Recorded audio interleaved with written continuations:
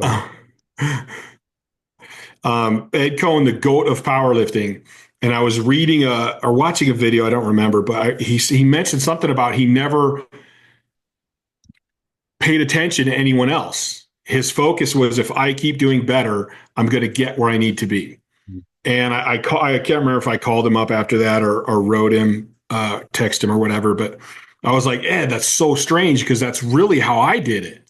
I mean, I knew I want to be on this platform, but you know what? I can't keep focusing on all these people. I got to focus on me. And if I keep getting better every day in every competition and I stick with it, I'm going to get where I want to be. Yeah. Yeah. And I can't, and there's a point, and I had on my podcast, I had Leroy Walker, the machine Leroy Walker, unbelievable bench presser, arm wrestler, just crazy strong. And we were talking about this too, what it takes to reach that level. And he brought up a really good point. He goes, I don't care. You find me the best in the world at whatever it is.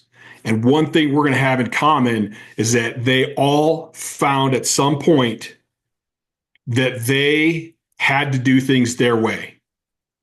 Doesn't matter what the books say, doesn't matter what the scientists say, doesn't matter what everyone else says. All the best in the world eventually realize that, hey, these are all guidelines and stuff, but I got to do me. Like, I got to do it the way I got to do it. Yeah, it's funny that you say that. I just got done reading a quote earlier today that said, you should be so busy with your own self transformation that you no longer worry about what other people think.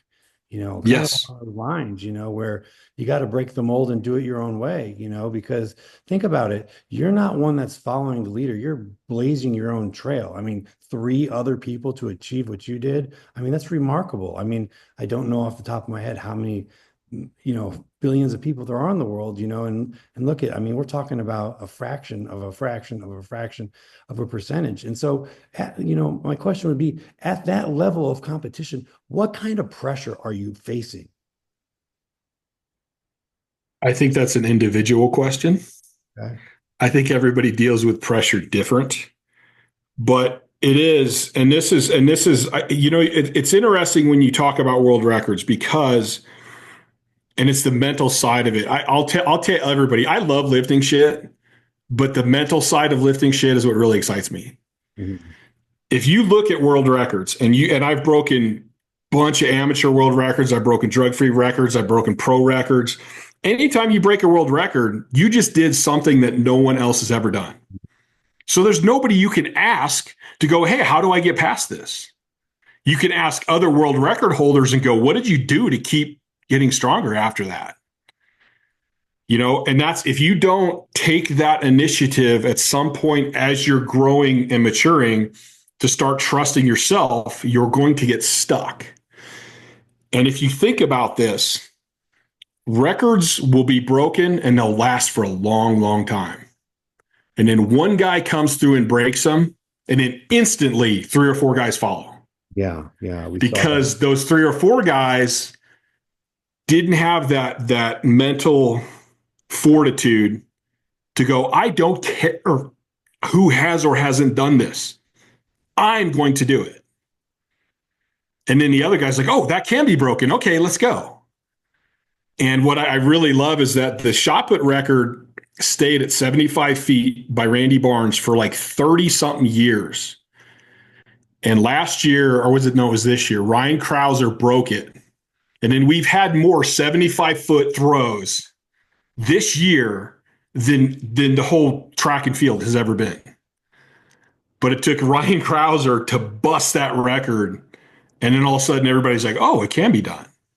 Well, so that being said, think about how many people you've probably inspired to, to take, kind of follow in your footstep, and that goes back to the topic we were talking about, it's okay to want to emulate somebody, but when does that go too far?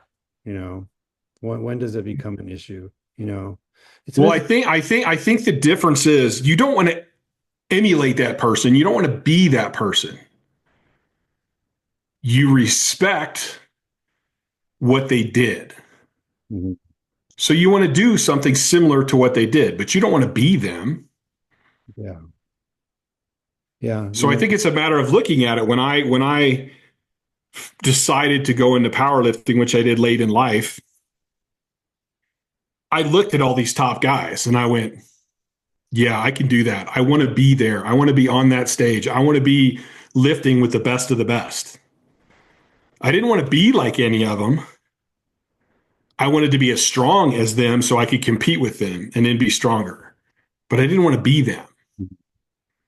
And in fact, throughout my career, I had a lot of opportunities to train under certain coaches and train at certain gyms.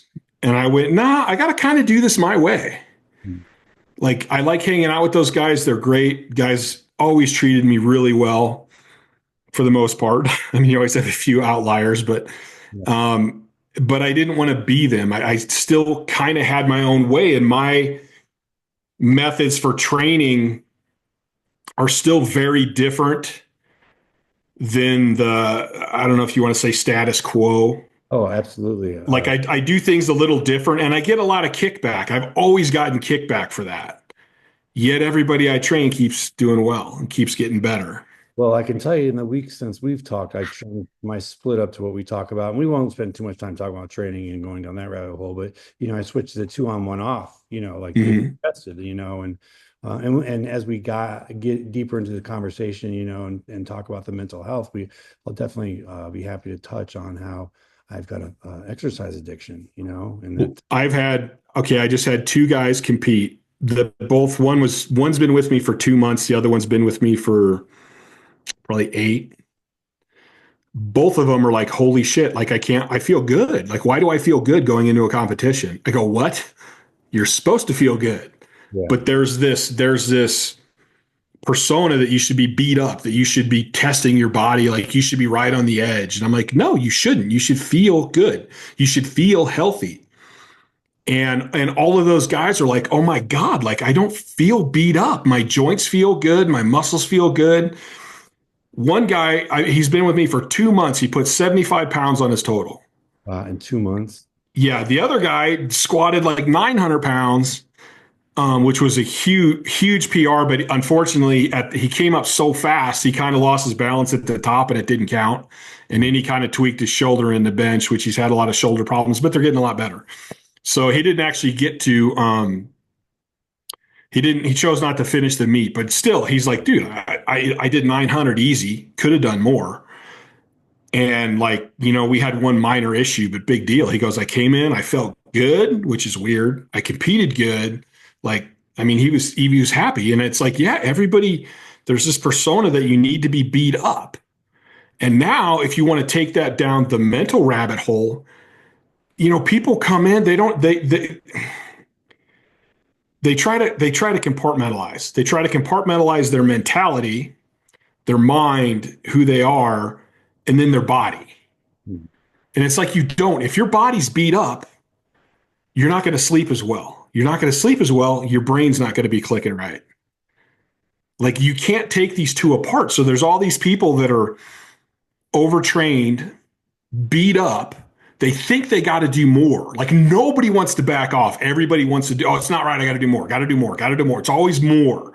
And I'm like, more's not a bad concept, but more sleep, more recovery, more food, not more training. Yeah. But they don't, and then their brains get adapted to it. So they don't realize how they're acting and feeling because it's normal to them. So they don't see the mental change. And usually their spouse or their friends will see it. And they're like, oh, bullshit. You don't know. No, no way. I'm fine. I feel fine. And it's like, no, you don't. Like you're just used to feeling like shit. Yeah.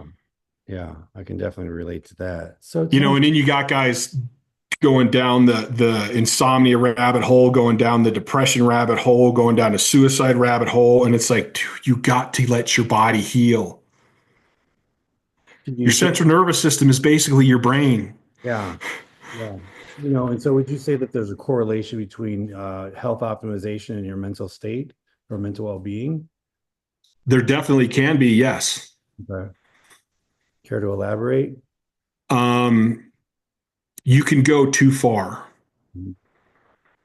I'm the first to say exercise, fitness, strength can be a huge thing if you struggle with depression and suicide. Mm-hmm.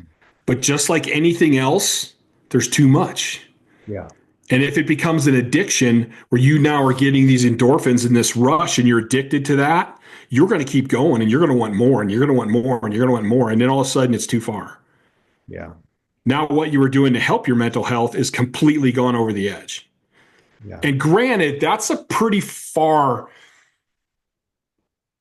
This one's an interesting line for me because I tend to get a lot of people that are pretty far over the edge that kind of find out about me and want to find out my story.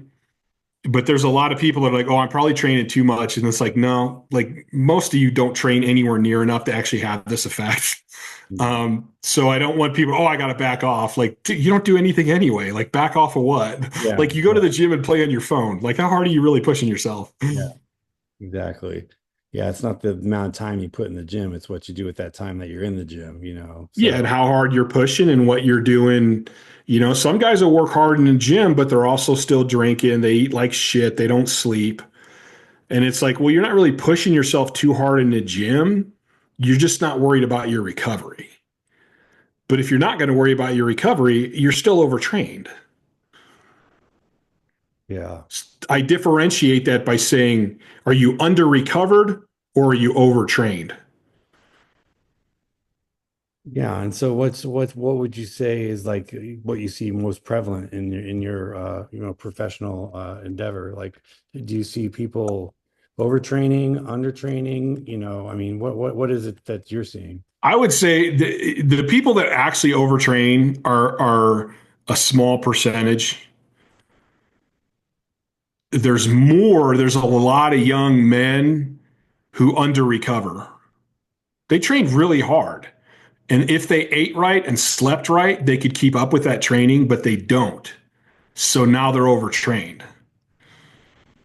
Now, Do you see the difference? yeah, I do. Now, does someone being on PEDs, does that have any bearing on, training frequency, how far they can It- push it? here's going to be another one I'm going to get kickback for. I don't think PEDs help you train more. I think they make it easier to overtrain Mhm. because you get stronger contractions. You start getting more muscle fiber. You start getting stronger. This means you need more recovery. So a lot of people will go on steroids and think, "Oh, I'm on steroids. I'm Superman. I could do whatever I want." And I go, "Well, actually, from my experience, if you're going to go on, you're going to be able to train with that much more intensity. So you're going to need more recovery." So I recommend if you go on, you actually train a little less. Here, Minus, now there are other things in there, like if you're taking, peptides or increasing, taking a bunch of growth hormone, or you're messing with your insulin, that will speed up your recovery. okay. So you can train more often. So without getting too deep into the topic of it, I mean, what's your take on the use of PEDs? I mean, I'll say from my personal standpoint, I find that they're acceptable if you're what I would consider like a regional or national or a professional. But for the average Joe, I don't know if I think it's necessary. I am neither for nor against steroids. Okay. I think they're like everything else. I think if we really gave a shit about athletes and their health, we would do health checks. And I don't care what you take, as long as you pass your health check. Yeah. Because I think there are like NFL athletes out there who are pushing themselves so hard that they can't keep up. Put them on a little testosterone, put them on a little growth hormone. They're probably going to be healthier, perform better, and feel better. But they just want to say this blanket statement that they're bad. I don't think anyone under the age of 25 needs any form of steroid. I think they need to learn how to train. And I think that's the very first thing. People go on steroids too quick. That should be an ace up your sleeve for later. If your technique is horrible, no steroids. If you're weak as hell, no steroids. If you don't understand training or you can't, you do an exercise, because you saw a picture of it, but you don't really know what it works, you shouldn't be doing steroids. Like, to me, that's a whole advanced thing. Like, you should reach a certain level have a certain amount of experience before you even try it. Yeah. Okay. Well, And everybody thinks it's a miracle, and it's not. It's like aspirin. I can take aspirin till I can't get any more in my belly, and it doesn't do anything to me. I know people that take a little bit of aspirin and they're like, oh man, all my pain's gone. yeah, no, you're absolutely right. Aspirin is one of those things where you know, it does help with pain, but if you do take too much of it, then it's something that can cause bleeding in your thing, you know. It's like, you But know, I'm saying it doesn't work for me. Aspirin doesn't do anything to me. Most I take when I've had a couple surgeries, they have to shoot me up with way more than anybody else. If I do take a pain medicine, I got to take way more than anybody else. Like I'm one of those guys that stuff just doesn't react to. yeah. And then there's guys that are hypersensitive to stuff. So steroids, you could be like, oh, I just got to get on steroids. You could be one of the people it doesn't do much for. Yeah, and I guess the reason I brought up the whole steroid topic is, you know, because whether or not people want to face the reality of it, it does have an effect on your mental health, your mental state. Would you know that? If you have depression and you go get your blood work and you have low testosterone, get on testosterone. Mm. It will help your mental state tremendously. Yeah, there's been several scientific studies, probably about, I shouldn't say several, but there's about 50,000 of them. So in the grand scheme of things, it's underreported. But they're talking about how all too often some of the signs of low T, which could be brain fog, lethargy, loss of lack of interest, Mm-hmm. you know, all those things, they often get attributed to a psychological component or a mental health condition, and so they're treated with the, you know, psychopharmacological adjuncts such as depression medicine or anxiety medicine. When the reality is that, you know, depression's subjective. Whereas, you know, a blood test is something where you have a definitive number. You know, if you got the low T, you got the low T. And I posit that if we would spend more time looking at that as the first line instead of treating it as a mental health issue, you might get better outcomes. I mean, that's just how I looked at the situation, you know, with how Well, many. definitely. I think that one of the problems I have with the mental health community, I think there's a lot of people that have never been through it. All they did is go to school and now they're a therapist or a counselor or a psychologist, but they've never been through it. Mhm. So they really don't have any idea.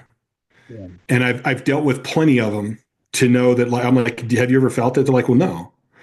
I go, so you read it in a book and that's what you believe, but you haven't been through it. Yeah. And I There's believe that I was actually diagnosed with bipolar. one or two, you know. Shoot, it was two, I think. Okay. And because it was not severe, I did have, I've had mania phases, which completely and utterly awesome. But I truly don't believe that I'm bipolar. I believe I have sleep problems. Yeah. It's from the narcolepsy, not from being bipolar. Yeah. And I think a lot of the medical diagnoses are all just different levels of the same thing. As you think about it, like a schizophrenic, he goes through episodes like he's bipolar. Oh yeah. Yeah. You Sometimes. know, so why? So is he bipolar or is he schizophrenic? Yeah. Yeah. You know, That's right. maybe his bipolar just advanced, it got deeper, and it's just still bipolar. It's just a different version. And then Yeah. you talk about depression. Like I know people that have killed themselves because their girlfriend broke up with them. Yeah. That's not there's like, and I don't even I kind of define it as clinical depression. Clinical depression means there's actually something chemically tweaked in your head. And it doesn't mean you can't control it. It doesn't mean you can't fight it, but it's different. And then there's other people that have depression. Like everybody, I think, has depression at some time. But for some people, it's like, man, I'm really bummed out, man. Work sucks and I don't have a girlfriend and I'm kind of down, but you know what? I'm gonna go do this and then they feel better. Yeah. Well, that's still depression. Sure. And then there's people who have depression like I had, where it's a complete and utter fight. So So it's the same thing, it's just with higher intensity. So, if you wouldn't mind, can you kind of go into detail about your, you know, struggles with depression? I mean, is it something that you've battled your whole life, or was there a precipitating factor Did you have like a life event, or I mean, what has been your experience with depression? Well, my let's start with my sleep problems. Okay. And this is again hindsight stuff here. This is stuff I didn't know growing up. So about the 5th grade, I started having a lot of problems. Like I have not stayed awake in a classroom between 5th grade and college. I literally cannot. I'll just fall asleep. Like even the stuff I had one of my teachers, I used to go to school early and do my homework. And one of my teachers sat down with me and she's like, Chad, can I ask you a question? And I go, yeah. Like, this is Mrs. Hembrow. She's my favorite teacher. She goes, don't you like my class? I go, no, I love your class. Like, you take us to like do cadaver work with the college kids, and it's about health and the body. And I go, it's my favorite class. And she's like, why do you fall asleep every day? I go, I can't stay awake. Like, it's not my choice. Like, I literally cannot stay awake. And so I thought everyone was up all night. I thought everyone struggled to get sleep. I did not know that people went to bed and woke up in the morning. Because that was what it was. I honestly, I don't know if I can cuss on your Oh thing here, yeah, but yeah, please. Yeah. I went, Chad, you're a pussy. You got to toughen up. Everybody goes through this. Toughen up. Fight it. So I fought it the best I could. And so then as I started getting around 18 or 19, I'm like, man, if I don't take every other weekend to like sleep in and like give myself a day of just lazying around the house, I would start getting migraine headaches and things would start going wrong. And I didn't put it together at the time. Now I've had so much experience that I see the signs of it. Like I get so little sleep that some days I drop stuff all day long because I'm so exhausted. It messes up my fine motor skills. Yeah. I get to where I don't want to talk or my speech will be messed up. I get to where my vision is blurry all day long. And there's all these little signs of just exhaustion because there's times where I get 2 or 3 hours and my sleep's good now. My sleep's better than it was when I was competing.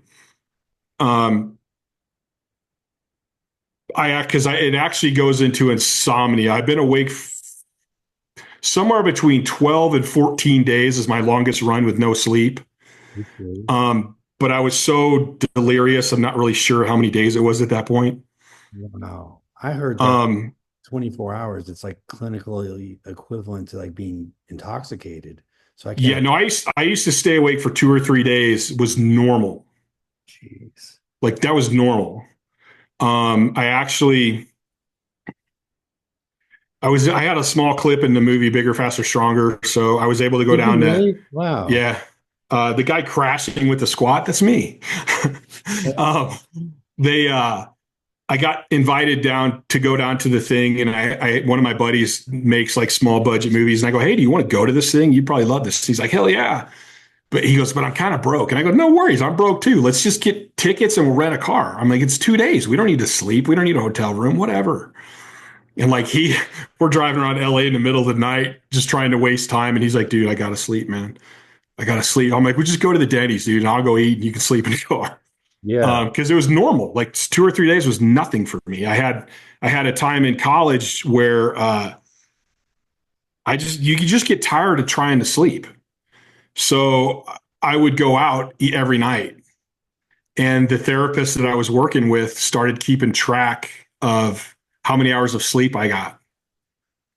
And I think it was by the end of the month, he's like, "You got," I think it was like 48 hours of sleep in a month. And it was normal. Like I didn't know any different. So as I started to get bigger for powerlifting, because I was like, I don't care what I want to weigh. I want to be the strongest human being on the planet. Mhm. And so I ended up, as I got bigger, around 330, I started getting apnea. And I actually finally fell asleep at a stop sign. And I'm like, oh, this is bad. Like I'm putting other people in danger. Like I don't know what's going on, but I got to figure this out. And so we went and did I started doing my sleep studies. And they're like, oh, you have apnea. So we fixed the apnea. And they're like, wait a minute, why is your sleep still screwed up? Yeah. And I'd go to the sleep studies and the guys are like, oh, you had a really bad night last night. I go, really? That actually wasn't bad for me. And they're like, you're kidding me. And I go, no. And ended up, we did the blood work. We did every test except for the spinal tap. And everything came back that I had narcolepsy. Not like just narcolepsy, but like my body doesn't know its sleep-wake cycles. So at any time I could get hit, and all I want to do is like it's like when you're a kid and you're like and you want to finish a movie, Yeah. that I get that multiple times a day, and it's like you just got to fight through it. And then you go to bed, and then bam, you're awake, man, and you might fall asleep really quick for a couple minutes, and then you're wide awake again. And so you're fighting this all the time. And like when things are really good, if I can manage to have 10 or maybe 11 hours in bed every night, I can get about 6 hours of broken up sleep. Okay. Usually I would say I get 3 to 3.5 hours of sleep. And I'm normally in bed 10 hours. So that's just normal for me. And on top of that, because of the narcolepsy, I get very little deep sleep, and that's the most important sleep. Okay. Like I think I looked at my tracking device the other day, and I'm averaging like 5 minutes of deep sleep a night. You're supposed to have like an hour and something. I do get REM sleep, which I think is my savior. But it gets so bad, and it's interesting because do you know the singer Fiona Apple? Yeah, yeah, definitely. I'm dying to meet her because she has the same sleep problems. And I read an article one time and I'm like, oh my God, like this girl, she's describing my life. Mhm. Like this is crazy. And I actually ended up getting a hold of her father, but he's like, I'll send her your message, but I can't guarantee she'll call you. Cause I'm like, dude, I just want to talk to somebody else who deals with what I deal with. Yeah. And because she described at one point that like she wouldn't even go into her bedroom. She would like sleep under a table, or if she was in a hotel room or something. And there was a point in my life where if I saw a mattress, it would give me anxiety. Really? Yeah. Cause you lay there all night and you're like, I just want to sleep. I just want to sleep, man, please. And I would meditate. I can lay and meditate for hours, but I still won't sleep. Yeah. And so it got to the point where like I would come home, lay in bed for an hour, and I'm like, that's it. Not tonight. Can't do it. Can't do it. I'm not laying here. And I would get all my photography equipment up, load my backpack up, and I would go walk around a cemetery all night or go downtown and just do pictures, come home, jump in the shower, and go to work. And I would do that night after night after night. And it's just what I had to do. So as the sleep, I didn't understand it at the time, but as the sleep got worse, everything else got worse. And I have had a fascination with suicide as long as I can remember. Not that when I was younger and in high school, I didn't want to do it, but I would think about it. And there was just this fascination. And I actually this is interesting to me because life a lot of times kicks you in the head to wake you up. I had a friend in high school that committed suicide, and I refused to go to his funeral because I thought it was a chicken shit way out. Yeah. Life showed me different, a lot different. So these thoughts that you would have about suicide, they were just thoughts, you never like had a plan to act on them or anything like that? No, it was more like, is this life really worth living? Like, I don't feel good. I'm not that happy. I'm not experiencing this. Like, what would happen if I killed myself? Where do you go? Is there anything else? Mhm. Is it life or death? Is there something else? So it was kind of always this fascination and this decision of, is it really worth living? If this is what life is it worth it? Like, why wouldn't you just kill yourself? And so that was always in my head. And then I always fought, like, again, it was, you get in these moods where you just depressed. No. And there's no reason for it. And it doesn't come, it just happens. And again, I thought everybody deals with this. So just shut the hell up and deal with it. Mhm. Like, it's life. This is what life is. And it wasn't until it started getting deeper And I started really getting to the times where I wanted to kill myself. And like the worst, this will be tough. This is always tough to talk. It's amazing how I haven't had any, I haven't had a mania phase in, man, like maybe 5 to 10 years. I haven't had a suicide issue in 5 or 10 years, maybe longer. But it's, man, it's right there whenever you start to talk about it. So like the pit, the bottom for me, what was the bottom was I would be at home and I would be sitting with my gun and I would have, the right hollow point. I had bullets picked out. Going to this is going to go in and it's going to exit. There will be nothing left. There is no maybe. And I would be sitting there and trying, like literally fighting to give myself a reason not to do it. Like I just wanted the pain to stop. Yeah. And my alarm would go off and I go, fine, I got to go to the gym. So I would go train because it's like, if I'm going to be here, I'm still going to reach this goal. And there were times in the gym where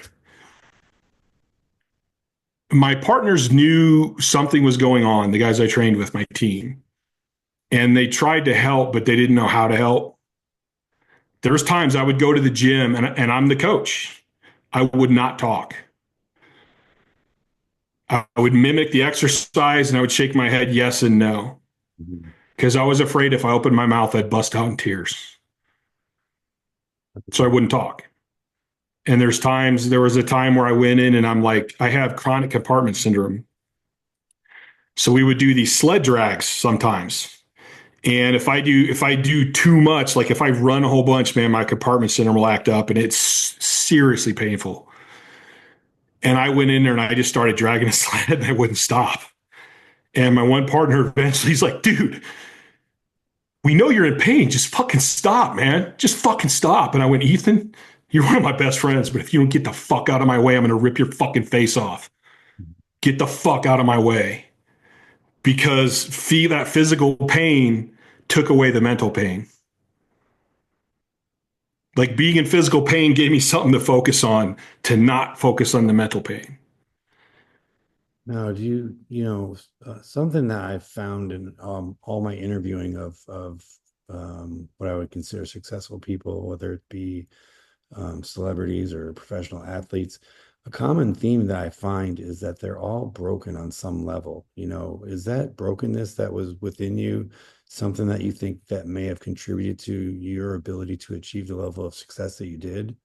I mean, is there some? Well, I don't know if it's necessarily that, but you got to be tough. Yeah. Like the people that aren't tough follow through with the suicide. Yeah.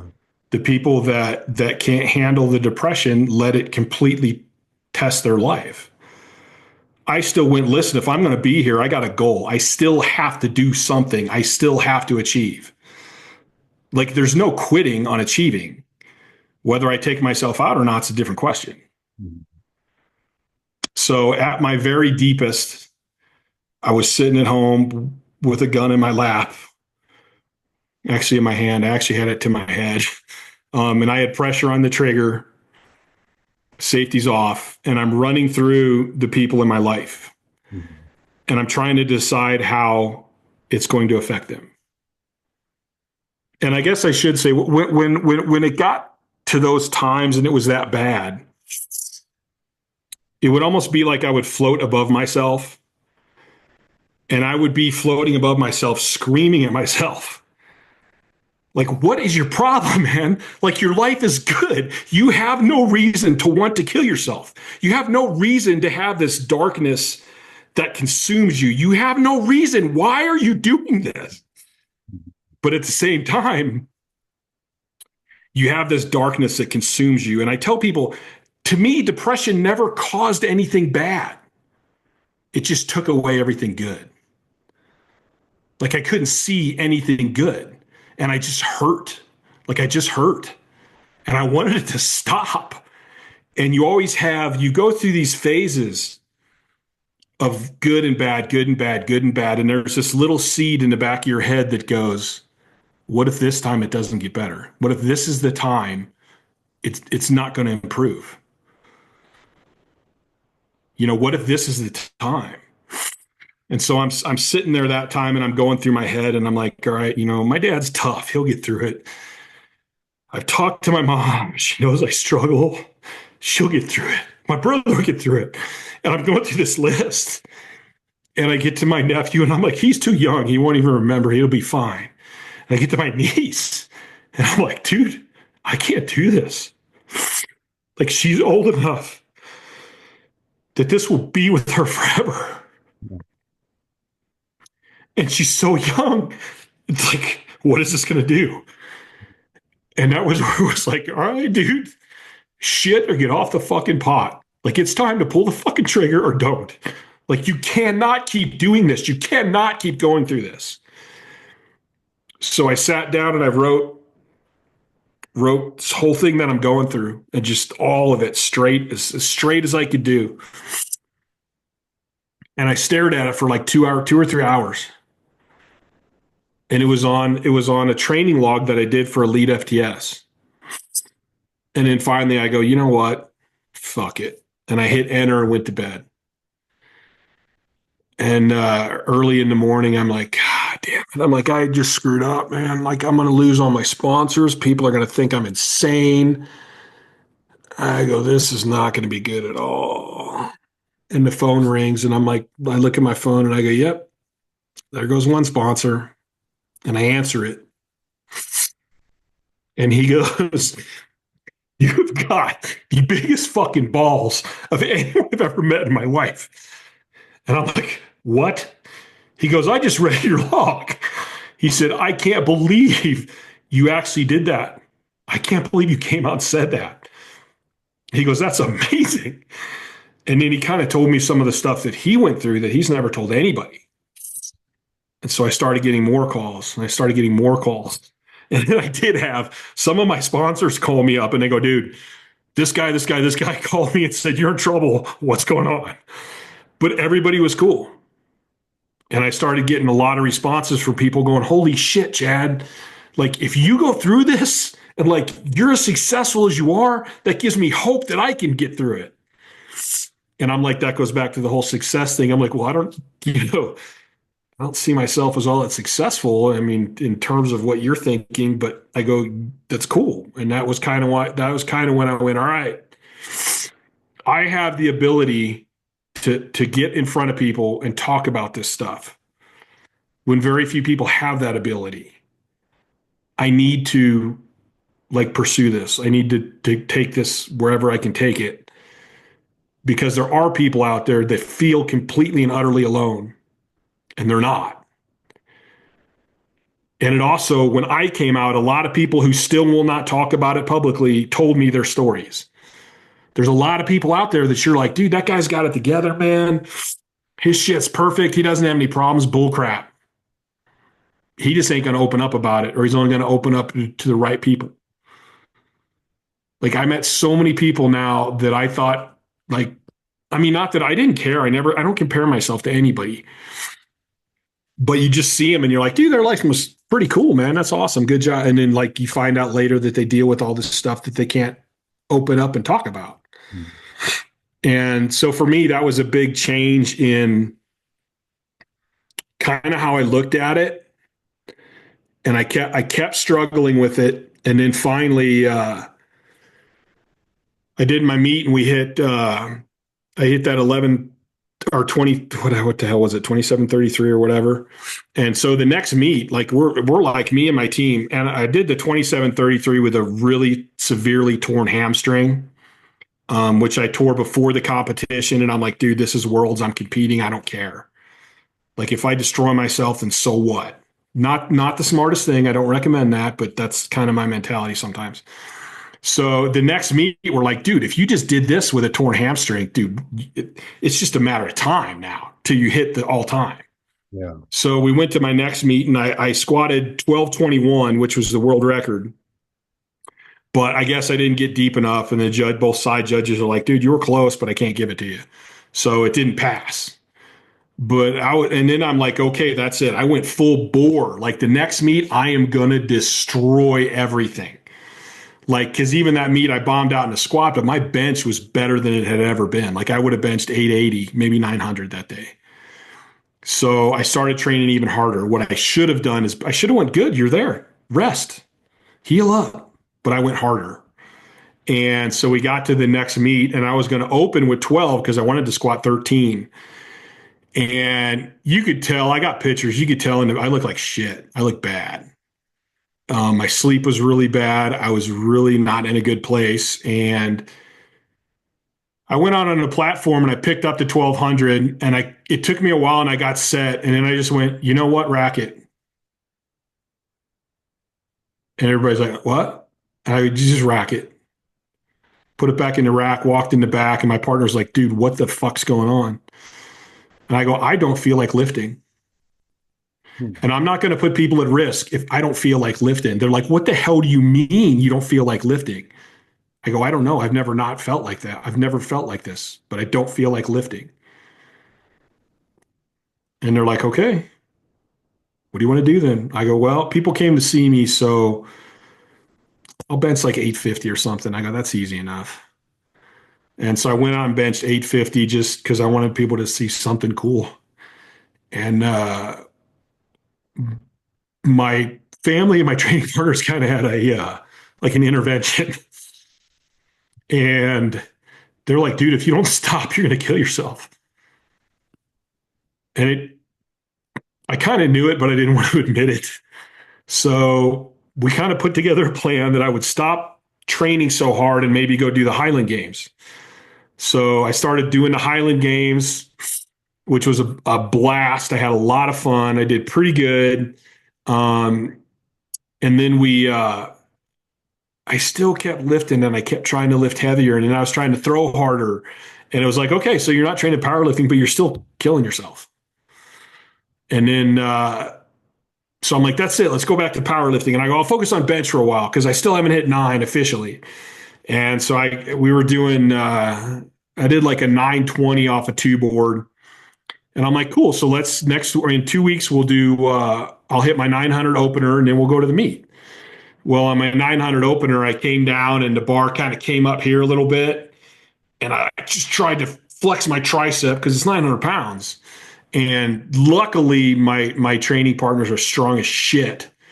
And he saw what happened and he grabbed it. And I tore the crap out of my tricep, like Gosh. tore it really bad. And it's just like every time I tried to come back, it was injury, injury, injury. And like I was getting better, but I was still struggling. And finally, about that time, I went, you know what? I gotta take care of me. Like I gotta get my head right, man. And so that was kind of when I went, I might be done powerlifting. I don't know yet, but I'm gonna back way off and I'm gonna just focus on like getting my head right, getting my sleep better, and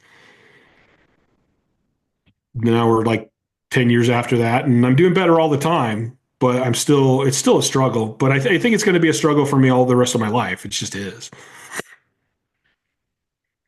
So what's it feel like I mean, have you just gotten used to facing such struggles? I mean, are you just conditioned? Are you just disciplined? I mean, how do you navigate, something that doesn't go away? I mean, without getting burnt out or tired or worn out or, I mean, I have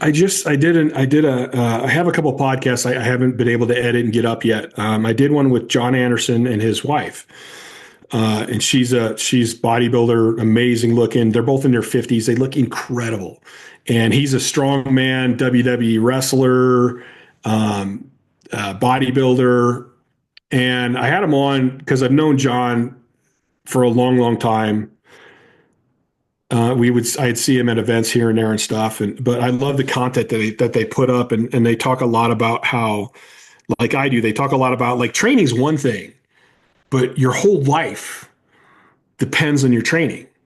And we were talking about goals and stuff, and he said it's not so much a goal for him as it's a standard. Like he has a standard that he's willing to accept for himself. And you do the work that it's going to take to stay at that standard. So yes, I'm exhausted most of my life. Yes, I get up feeling worse than when I went to bed. Because most of my life, I wake up feeling like crap, and then it gets better. And then by 7 or 8 o'clock, I'm like, I actually feel like I'm at my best. And it's like, well, dude, you got to go to bed in a couple hours. So you're like, crap. And now I know I'm going to wake up feeling like shit again. So, but I have a standard of living. I'm not going to go, oh, I have narcolepsy, so I'm going to try to go on welfare and play Yeah. video games and all day and get fat. Like, that's not the life I want. Okay, I have narcolepsy. It's nobody's fault. It just happened. So that's what I deal with. So I try to, and one of the reasons I've done so many businesses myself is trying to be able to manipulate my schedule to help with my sleep. And someday I'm hoping that I can um, grow my podcast to the point that I make enough money that I don't actually have to schedule like clients and train clients and stuff like that, and kind of have a life where it's like, man, okay, dude, I'm crashing hard. Maybe if I lay down for a couple hours, I can get a good couple hours of sleep. And then that way I'm not trying, I can go by the ways of my body and not try to force it to a schedule. That's one of my goals in life. But you get up because you're like, dude, I want to grow. I want to help people. I want to do this. So it doesn't matter if I'm tired.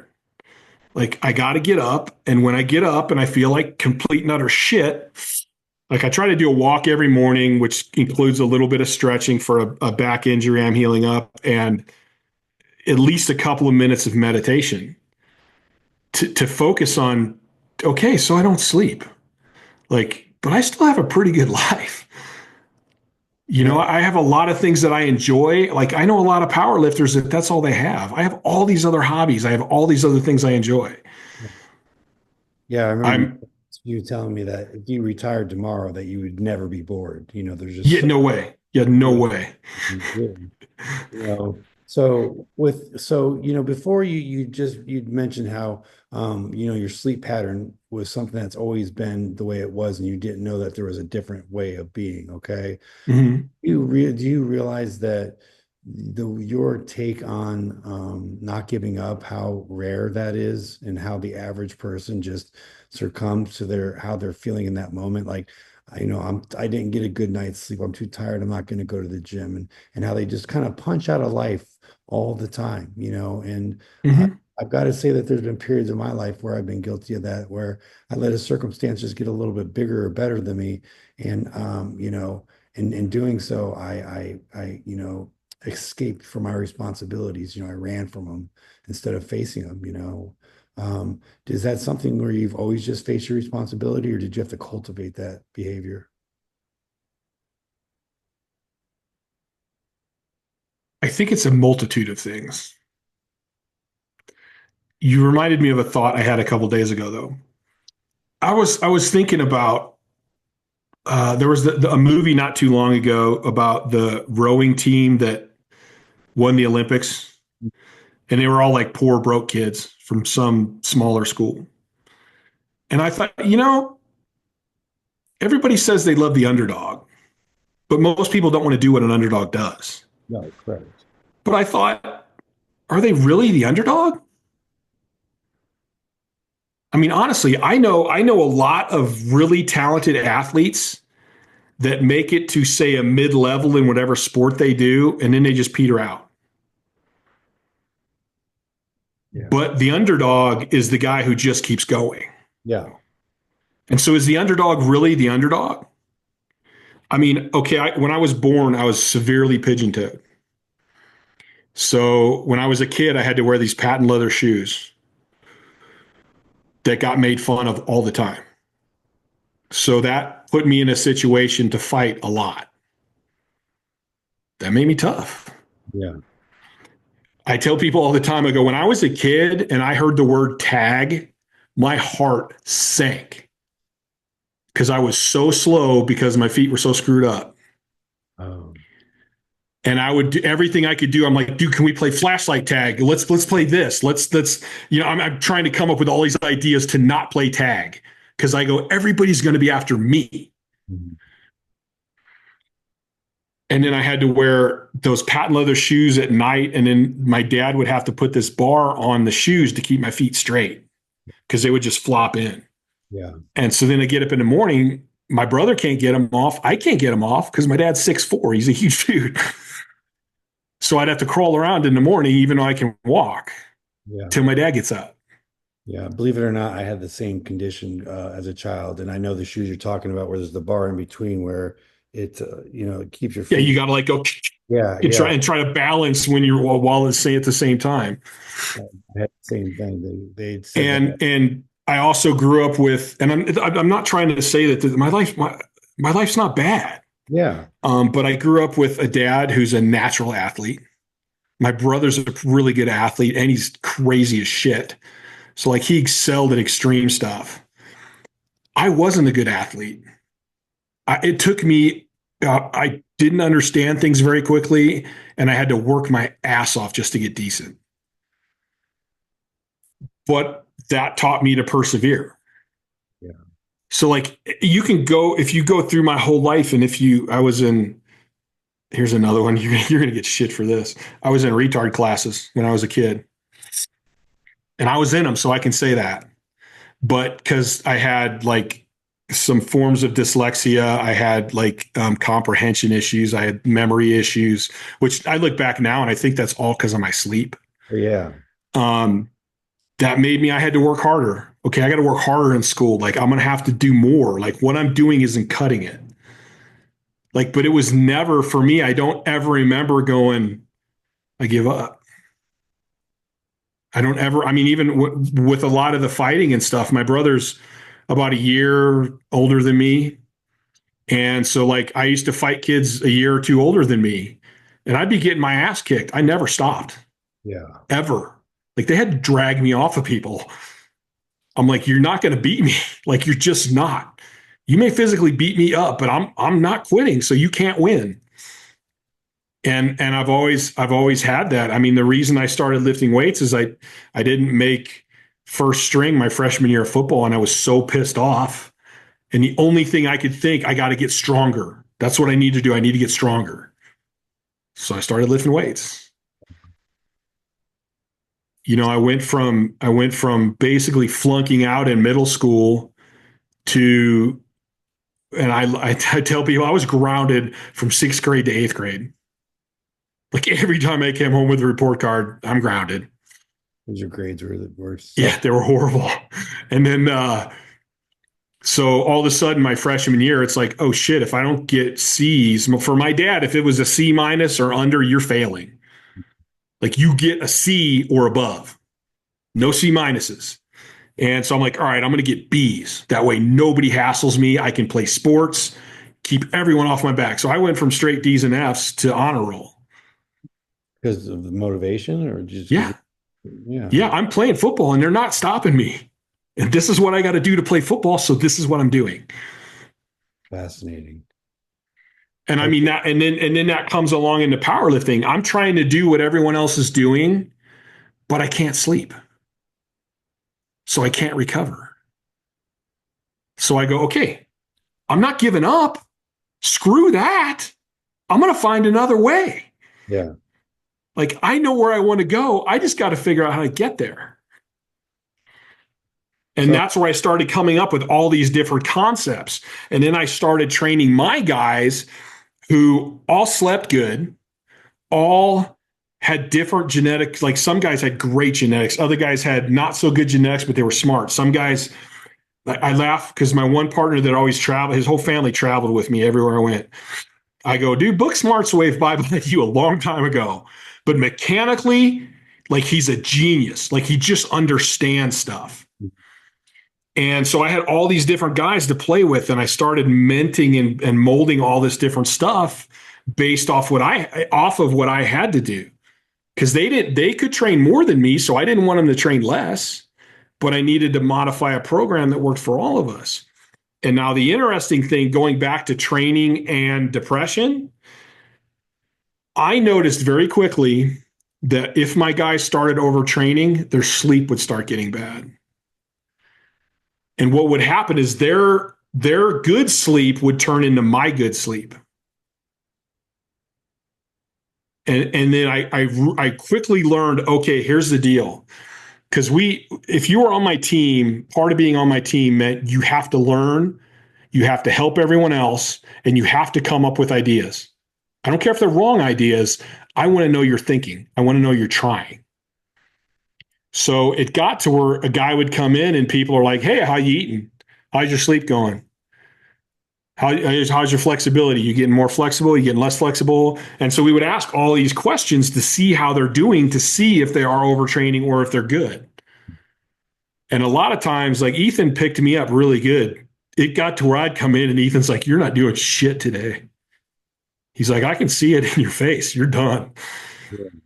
Yeah. But what I would learn is guys would be like, man, yeah, my sleep's weird, man. Like I fall asleep right away. And then like 10 or 20 minutes later, I'm up.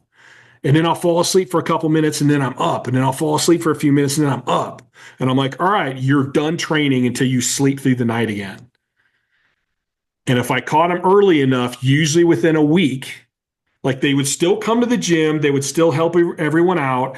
I would give them really light training to do, but nothing heavy. They touched nothing. I didn't want their central nervous system getting any stress. If I caught them early enough, within a week, they'd come back in and I'm like, hey, how's it going? How you sleeping? They're like, dude, I was out last night. I go, good. Tomorrow you can start training. Yeah. So, this last week I had 2 nights where I didn't sleep for shit, maybe 3 hours in 2 nights. So it would have been wise of me to perhaps backed off from training on those days and maybe allowed myself to sleep instead of going to train or Mhm. okay. I mean, you can get away with, you can get, if it's just here and there, you can get away with it. Really intermittent. Yeah. But who was it? I just watched a video. I can't remember if it was Menser, Arthur Jones, Dorian Yates. It was one of those guys. It might have been Dorian Yates. And he goes, if you sleep 3 hours, you're stepping over $100 bills to pick up a quarter. If you go to the gym and you sleep 3 hours, you're just screwing yourself. Why did you even go to the gym? Yeah. Like you have to have the recovery. You don't get strong in the gym. You get strong when you recovery. Now, when it comes to full on strength training, you add the central nervous system into that, which becomes a whole different level. So I was talking to somebody the other day and I go, listen, I'm so tired of people go, how do you stay motivated? How do you stay motivated? I can't stay motivated. My very first question is, how much sleep do you get? Yeah. You want to be motivated? You want to get up and feel ready to go and be able to go, man, I don't need that donut. You know what? I'm going to fry me a couple eggs. Get your sleep. Get 8 to 9 hours of sleep every single night, and your motivation will not be an issue. Fascinating. I can't think of how many people probably don't realize that, I mean, I saw a thing with, I think it was Dick Gregory, the comedian philosopher. mm, And he said something, if you need coffee in the morning, you are not getting your sleep. If you are not getting your sleep, you are doing your body harm and it's going to catch up to you. And he's right. If you're not getting your sleep, you're shortening your life. You're harming your health dramatically. And if you get up and the first thing you do is go to your coffee, you're not getting enough sleep because you shouldn't need that coffee. yeah. Yeah, I watched Andrew Huberman's podcast. I don't know if you know who he is. Yes. Yeah, and he had, he has a routine he does in the morning where you get up, you drink a glass of water, you get out and go for a walk to get exposed to sunlight, Mm-hmm. delay caffeine intake for like 4 hours or something like that. And I ascribe to that, I'll have like a Celsius or a Monster, mostly because I like the flavor. But yeah, I delay it for 4 hours after being up, and it has something to do with kind of what you're saying, where if that's your go-to first thing in the morning, then yeah, there's a caffeine issue, and then the way I mean, how many people do you know that sleep 8 or 9 hours that get up and have to run to the caffeine? probably none. I don't, yeah, but And the people that go, I just can't get going without caffeine in the morning. Like, how many hours of sleep do they usually get? Five or um, six? yeah, yeah, I mean, this is not, this is, I'm a blue collar dude. I grew up in the Midwest. My family is welders, carpenters, body men. I want to keep things as simple as possible. If you come to me and you talk and you use a lot of big words, I'm like, cool, but do you know what they mean? I can use some big words too, but I don't want to. because I want people to understand. I want to make it as simple as possible. And a lot of people overcomplicate fitness, health, mental health. They overcomplicate it. Don't overcomplicate it. It's not hard. And I don't know, like, if people want to think that these other people are really smart or what, but this is pretty simple stuff if you really just break it down. Yeah. And that's where I'm so pissed off at the mental health industry, or not industry, but like the mental health care, because I'm like, you guys are overcomplicating what is pretty simple. Everybody's trying to come up with something new. So you come up with a name of disease and you come up with a name for a disease, and it's the same shit. It's just different levels. Yeah. And the cures are the same. And you just want to force down drugs instead of actually working with them. Like, you feel depression. The hardest part, like with getting up in the morning and walking, I can get up feeling like complete and utter shit. And at that point, it's like, dude, get cleaned up and go for your walk. And that walk is where I really start going, Chad, dude, stop thinking about the depression and the negativity. Think about what you have. Think about where you're going. Think about your goals. Like, show some gratitude, get some sun, get some exercise, and you can come back feeling totally different. So again, it goes back to, would you say that it's important to have a good daily routine? Oh, I think if you suffer from any type of mental health issues, hell, even if you're a normal person, like I think one of the biggest problems is our society says, as soon as they hear mental health, there's a big portion of our society that's like, oh, that's bull crap. They're saying they're depressed. Everyone's depressed. Like, yeah, let's stop using those words. Like, it's so you suffer from depression. Everyone suffers from depression. It's not that big a deal. Like, everybody should have a routine. Not just, it's more important if you do suffer. If you're a little more in this extreme, it's going to be a little more important. So here's another example. Say you're in great shape, you're shredded, you got a six pack, dude, you look good. You can go have that donut, and your body is probably going to burn that shit off so fast, it ain't going to do a damn thing. If you weigh 300 pounds and you're a huge fatty, that donut is going to have a completely different impact on your body. Yeah. It's no different. You're still humans. Your bodies are still functioning pretty close to the same. You treated your body like shit and now everything's slowed down. You treated your body great and it's going to burn through it. Yeah. So Like, so it's the same thing with mental health. If you have a tendency to do this and you have issues with it, then you need to be a little more strict than the guy who doesn't. yeah, I think a lot of people, they dismiss the value of a routine. I know that I'm at my best when I stick to a routine. I try to go to bed at the same time every night. Mm-hmm. And my routine's strict enough to where I actually wake up before my alarm clock 9 out of 10 times, to where I set it for 3:30 in the morning, and I'm up by 3:20, and so and that's on 7 hours of sleep. I don't get a full nine, but I get 7 hours seems to be, suffice for me, and that's just the best I can do with working, 12-hour shifts in the hospital and getting home and Yeah.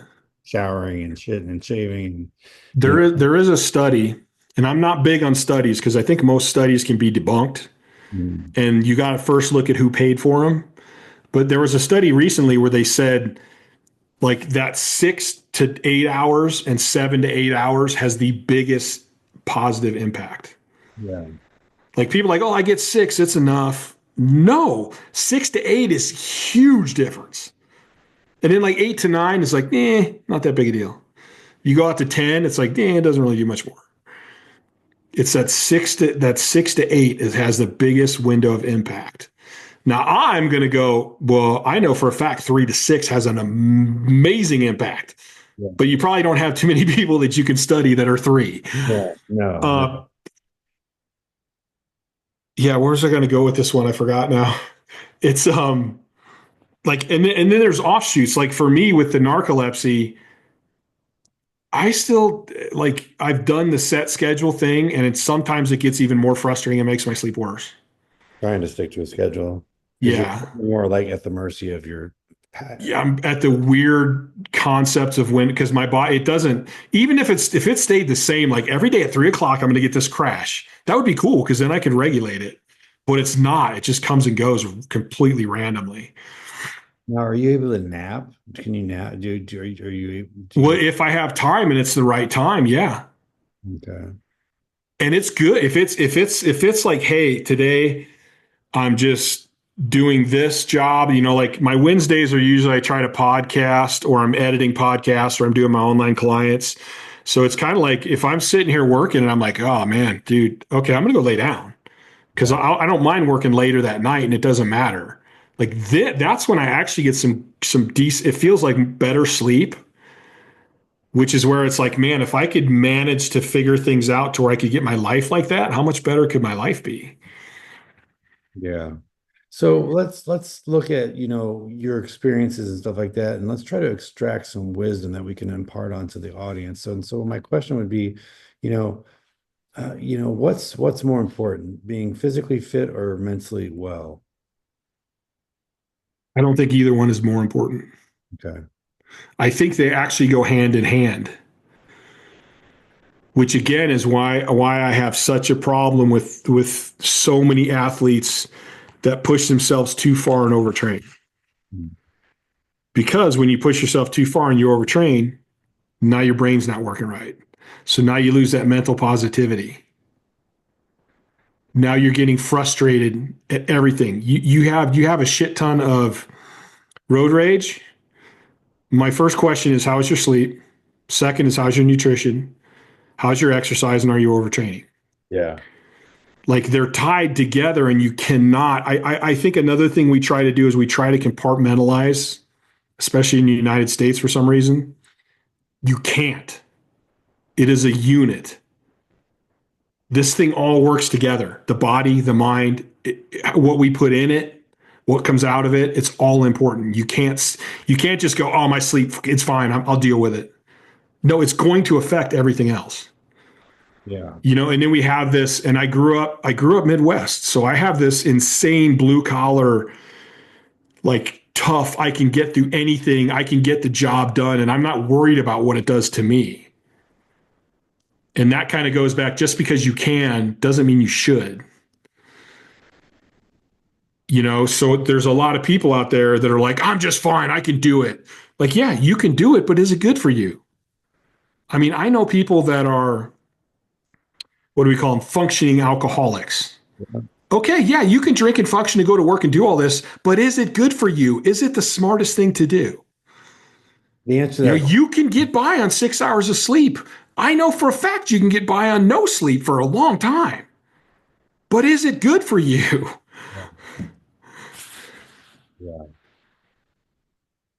So what would you say to the younger audience that's listening, as far as if they are someone who does struggle with whether it be depression or anxiety or any of those things, what advice would you give to them? I mean, is it something where Mm, they should be okay learning to talk about it, or do I, they? I need to get my book finished Well, okay. because it's a lot. It's a lot of different things. The first thing I would say with what I see with a lot of young people, and I train some young athletes, the world is not what it appears. And honestly, if you're looking at the world, reality is a tough one because you can have 10 different people look at one thing and have totally different descriptions. Yeah. So I believe there is a one actual reality. So we need to learn to see the actual reality and stop with the perceptions. But we need to stop focusing on what everyone else is doing and you thinking that everyone else is doing great. Yeah. Because in reality, most people are struggling. Yeah. Yeah, I mean, I'll use myself as an example. I have people all the time that will, reach out and they'll make comment or reference how they wish that they could have my life. And, I often think, I don't say, but I think to myself, there are weeks where I don't get off the couch because I'm so depressed. I struggle with depression myself. And again, kind of like what you were saying, sometimes I don't even really have a good reason. I just Yeah. sometimes the world just gets bigger than me, and I haven't developed the right coping skills, I guess you'd say, to properly manage it sometimes. So I kind of just shut down and just um, kind of isolate myself. You So know, let me ask you a question. Why do you sit on the couch for weeks? I'd say a week, not weeks, but because I'll get overwhelmed by something, and I feel like if one more thing happens, that it's going to be too much, and so I try to avoid anything instead of facing it. And it's like if I were Is to get doing nothing going to help it? no, that's the thing. I know exactly. I know that it's almost just becoming a habit, a repeated pattern of behavior that I'm working on. The other day I had one of those days where I so badly just, I work in emergency medicine. I just didn't think I could handle another day of, seeing people blow their brains out and stuff. I'd had enough, and I wanted to call in so badly, but I made myself go. And guess what? It ended up being a perfectly fine day at work, but yet I almost quit before the day even began, if that makes sense, but So this is actually really interesting to me. And this goes along with depression is different for everyone. What you're describing to me, your depression has a lot to do with the external world.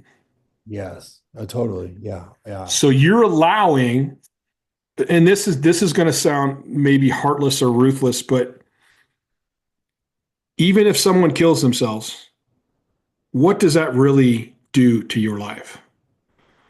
Nothing, nothing at all. You just see the family, like the most recent one was an 18-year-old that blew his brains out on his birthday of all days. And just, it comes into the emergency room. He's still got a pulse. He's still breathing, but yet there's a bullet lodged in the center of his brain, and he's not going to live. And so, but yet Mm-hmm. going through the motions to resuscitate and save the life, but it's in vain, and it's just like, they call it compassion fatigue, where you just get, a little, I've been doing it for 20 years, Do but you don't think that you can control that? no, I think I just don't do a good job of, I haven't, I just got in a very bad habit of just, like I said, running from the hardship instead of facing it, but yet if I were to give advice to somebody else, I'd give them the exact opposite advice of them what I'm doing, it's the So best. you're not following your own advice. No, I have started to, I started to do that to where, like I said, I forced myself to go in the other day, despite, how I felt about it, and that was a first for me, I was an alcoholic for 10 years, when I lost that coping, adjunct, because drinking salt, I thought drinking solved all my problems. It made me feel more confident. It made me feel more relaxed. I could face more adversity. I was your functioning alcoholic. Mm-hmm. Went to graduate school, graduated with honors. It didn't, I somehow convinced myself that alcohol did not have a negative impact. I had sub 10% body fat. I was muscular. Everything pointed towards, me not being impacted by alcohol, but chronically waking up hungover and thinking that's the normal, feeling Mm-hmm. dog shit every day.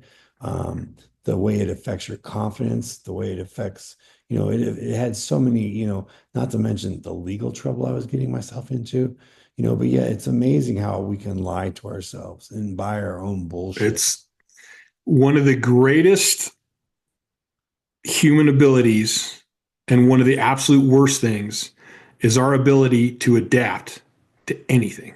Yeah, even the shittiest circumstances. Yes. We get familiar with this, this hell that we live in. And I think this would apply to a lot of people that may be tuning in, is that we get so used to living in such a shitty circumstance that it's almost easier and more comfortable staying in that shitty ass circumstance where change is possible.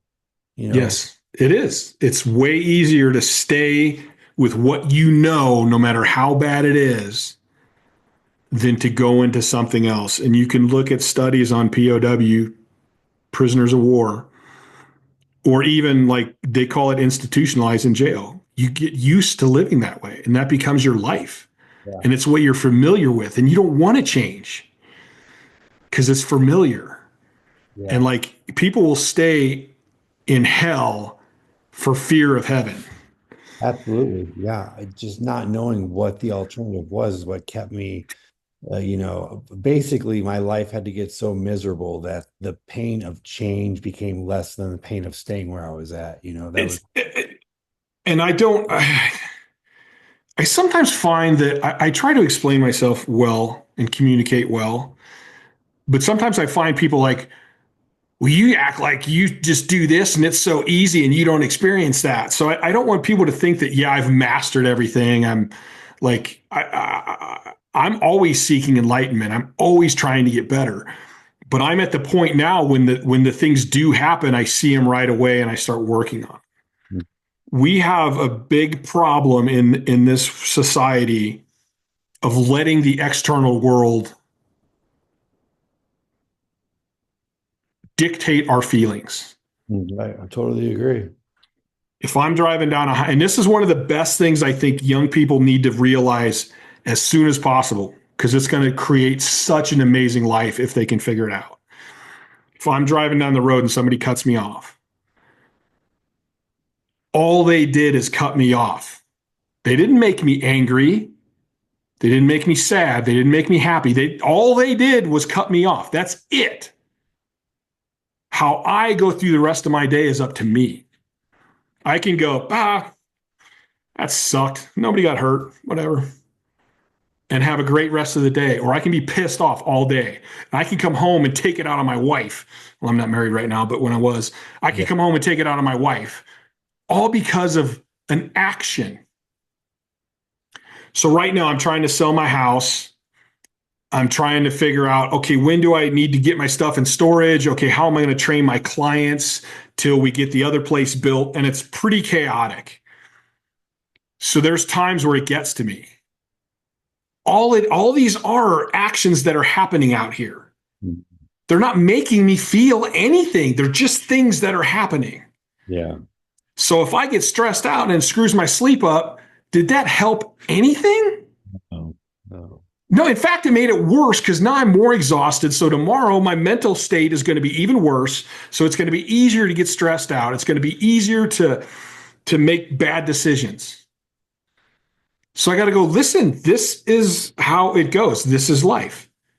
What can I control? What I can't control? Am I doing the best I can to control what I can? How I feel, my feelings and my emotions are up to me.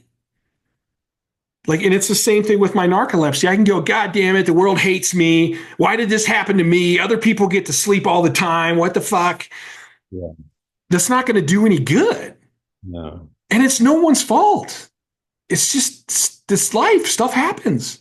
We're all going to have good and we're all going to have bad. But if you could learn to control your emotions and you can learn to control how you feel and not let the world flip you up and down and all over the place, you're going to get through things smoother. You're going to have a better attitude. You're going to be more intelligent. You're going to make better decisions, which again is going to make things better in your life. I agree wholeheartedly. And is it easy? No. Does it take time to learn? Yeah. I always find it funny, even with myself, there's like a stranger can say something to me and I'm like, who cares? Whatever. I don't know you. Somebody I care about and love says something and I'm like, oh man, dude, that hurt. Yeah. And it's like, there's no difference. It doesn't matter. Yeah. But I've come to the point now where if somebody I love says something like that and it hurts, I go, dude, like that hurt, man. I allowed myself to feel bad from what you said. Yeah. But if I ask him or say that, they're like, no, I didn't mean it that way. And most of the time they didn't, and they explain what they meant. And I'm like, oh, cool. Yeah. So by actually asking and saying, hey, here's a feeling that I'm having because I heard what you said, and this is a feeling I'm having. Not, you didn't cause me to have this feeling. I had this feeling. And I'm taking responsibility for it. And I'm asking them, like, what did you really mean? It normally comes, it's like you solve what could be this huge problem that could stay with you for days, months, weeks, years. Yeah. Is done like that. And you're back to being cool. So do you say to the younger generation or any of the audience really, that they should embrace their feelings and emotions and talk about them openly? Or is it something that they, because you often hear that, boys don't cry, that if, emotions are a sign of weakness, especially in front of a woman, I mean, what's your take on that line of thought? I've seen a lot of really, really, really good athletes cry. I don't think it's for me. If you're crying because of physical pain, I'm kind of like, come on, dude, be man. But if you're emotional and you cry because of something good, I don't really see that to be that big a deal. Mm. Like I can't, your feelings, it's hard to explain feelings because they don't have logic. No, feelings They are, don't always have a reason. yeah, Like they just come, yeah, so it's not, we don't have to like hide our feelings and we don't have to like, but we do have control over them. So like if, for instance, somebody says, "Hey, you're a fucking piece of shit." Okay, I can get, and I initially go, "I'm going to punch this," yeah, Well, that right there, right as soon as it comes up, I can go, "Hey, wait a minute. I don't want to be mad right now, and I don't want to be angry. And you know what? Who is this guy? I don't even know this guy. What do I care? yeah. Don't give them the Why would I power. care what this idiot says? I'm not letting him. If I get mad and do something I don't want to do because of what he said, I gave him power. Mhm. He has power over me. I'm a control freak. I don't like that. I hate that. It's kind of like when I was a kid. I didn't realize it till later in life, but like I realized that with my sister and my brother, if they tease me and I don't let it affect me, I win. Yep, yep, Because now they're going to be frustrated as shit that they can't get to me. yeah, And that means I have control. And now as an adult, it's really in life, it's true. People are pissed off and they're having a bad day or they're upset. So they're going to try to make you upset. Why would you give them that power? yeah. It's the Bible is very clear about that. It says no man can take your joy. It's Yeah. something that you got to give it to them. You Like know, I like feeling good. I like being happy. I like being at peace. And I say all the time, first of all, you got to fight for your greatness. I truly believe everybody has greatness inside of them. For some people, it comes out easy. Other people, you got to fight for it. But it's your greatness. There is something about every individual that makes them great. The question is, do they want to fight for it? Do they want to put it out there for the world to see? okay. Now, I also believe you got to fight for your peace. Peace doesn't just come. And I don't mean peace as in the feeling, I mean sense of peace. Like a Zen kind of, that Zen feeling of like, dude, call me a name. See if I stop grinning. Yeah, I don't care. yeah, Give me something. Tell me you're just going to give me $1 million. I'm not going to jump up and down. Like I'm here, man. I'm in control. yeah, And it's going to stay that way. And granted, there's times where I like shit gets to me and I'm like, son of a Chad, breathe. Okay. They're yeah. not going to control me. I think we're still human. We're Yeah. subject. I mean, I think that's kind of the beautiful thing is that like, I tell people I want to achieve enlightenment, but it's like perfection. I'm a human being. How could I ever achieve enlightenment? Doesn't mean I shouldn't try. Doesn't No. mean I shouldn't get as close to it as I can get. No. Yeah, And that's where it comes to the journey. It's the journey about yourself and where you're going to be. And even with my powerlifting, my goal, I'm like, I will put up the all-time total. I didn't do that. It doesn't mean it was all shit. It doesn't mean it wasn't worth it. It was a wonderful time. I learned so much. I did so many cool things. I did tons of things nobody's ever done. Like, I remember when I did my first 1,000 pound squat, or my first 700 pound squat, I go, I'm going to do 1,000 pounds drug free. And everybody's like, that can't be done. Like, and who are you to think you can do it? You squat 700 pounds. And I go, I don't know. I'm going to do it. They're like, well, how? I go, I don't know. Well, how long is it going to take? I go, I don't know. I'm just going to do it. Nobody believed me. And I did it. And then when I did it, there was a bunch of people that, you can't do that. That's not possible. He's using, he just won't admit it. And it's like, talk to my training partners, talk to the people I live with. Like, I'm clean. Yeah. No, I ended up using later, but it's because I had to go on HRT, and then I'm like, well, screw it, I'm gonna play around with it. Yeah. But I stopped doing tested competitions when I went on. Um, but it's just that mindset of going, it's me. Like you people, there's this reality universe, and then there's my universe. Like, this is my circle. You can't, I'm gonna do everything I can do to make sure I'm in control of it all the time. And that's, you want power, you want freedom. That's power. That's freedom. Yeah. You Yeah. go, it doesn't matter what you're going to do. My attitude is my attitude. Yeah, I definitely think that's somewhere in my life that I could use a lot of improvement is I tend to worry way too much about what people think about me. And Why? I think it probably stems back to growing up, kind of like I was in a military family and we moved a lot. So I was chronically the new kid that got picked on, bullied, constantly was fighting. I was a very good fighter at a young age because I was just always getting picked on that. I just started learning how to fight, but Are you still that child? I don't fight as much. But again, Are you still that child? no, no, no, of course not. Yeah, Then why are you still acting like that child?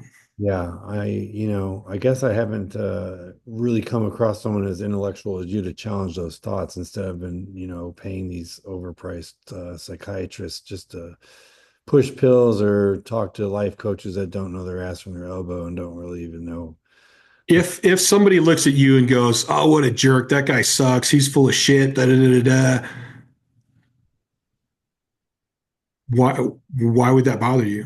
Yeah, it shouldn't. I I mean, mean, do you think that a guy that says that about you is a decent guy? no, okay, yeah, and that's So the then why does it matter what he says?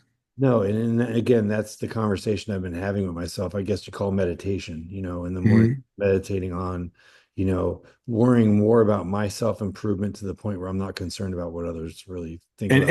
and I'm not saying that ever totally goes away. There's certain things some people will say, and I'm like, son of a bitch, is he right?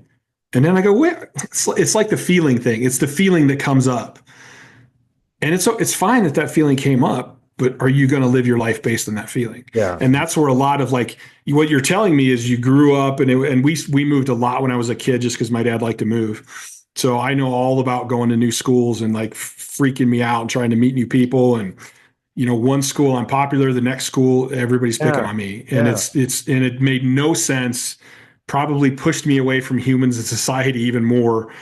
But in the end, it's like if I'm still living my life based on the feelings I had as a kid, that's messed up. I need to go back and look at those situations and look at myself and go, wait a minute, why am I like this? And then go back to like, and I think we talked about this before, where I remember the movie A Christmas Story, where the one kid gets in trouble for saying a bunch of cuss words and his little brother's under the sink and he's crying and his mom like opens the cabinet and she's like, what's wrong? And he's like, Dad's gonna kill Ralphie. And like as a kid, I literally remember those feelings of like I'm sitting in my room and I go, Dad's gonna kill me. Like literally my life is gonna be over in 30 minutes. Yeah. Like because you're a kid, that's what you think. But if that still bothers me as an adult, I need to go back and relive that thing and go, why do I still feel this way? And it's funny if you can really sit down and really go back to that place and you start realizing it's kind of like with girls too. I was always really nervous when I was younger, asking girls out and stuff like that. And if you go back in that situation now as an adult, you're like, dude, what did you have to lose? Who gives a shit? You never dated her because you never asked. Yeah. Like all you did is lose an opportunity. At least if you would have asked and she said something stupid, you would have known and you would have went, you know what? You're a bitch anyway. Yeah. Thanks for saying no. Yeah. Yeah, thankfully at some area I don't know. I'll talk to anybody, so that never deters me, But But I mean, there's so many things. If there's almost anything that goes on in our minds, usually goes back to some experience that we had, and we took a bad takeaway, and we have that all the time. That sticks with us. And like one of the things I really work on with my lifters is that mentality of I was really famous in powerlifting. You get 3 attempts. You can never drop back down in weight. Whatever weight you pick, you can only go up. So if you miss two of their first 2 attempts, you have to make your third or you're out of the meet.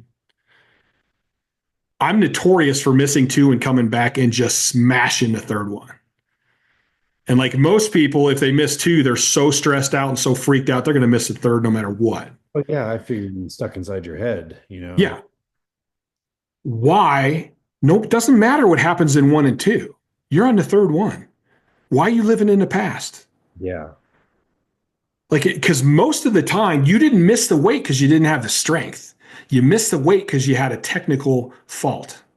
yeah, Or if you're golfing, like how people get in slumps is because they let it get in their head. yeah, Every stroke is an individual stroke. It's all itself. Every attempt in powerlifting, it's its own attempt. It doesn't matter what happened before that. So why do you want to live in the past? yeah. Yeah, and then it also really brings up the question, why do we focus so much on failure? If we go back to when we were first learning how to walk, I mean, think about how many times we fell down, trying to master walking, but yet we'd get back up without thinking twice about it. But yet somewhere along the way, we developed this cognitive sense of, I don't know how you really want to describe it, but we start to look at failure or not achieving the attempt, whatever you want to call it. We look at it differently. It becomes. So say you post something on social media of you doing something and you get 20 great things said and then you get one bad one. A lot of people focus on that one bad one.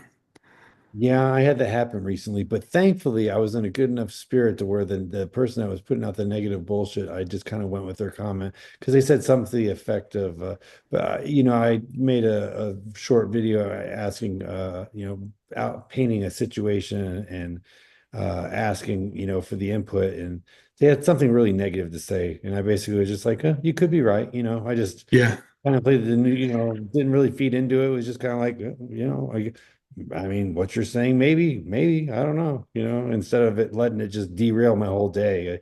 Yeah, I tend to And not really worry. Well, I just don't really look at the comments too much, but yeah, so it's kind of the same thing. Like that guy comes up to you and says, "You're a piece of shit. I hate everything you do. You're why this whole world is wrong."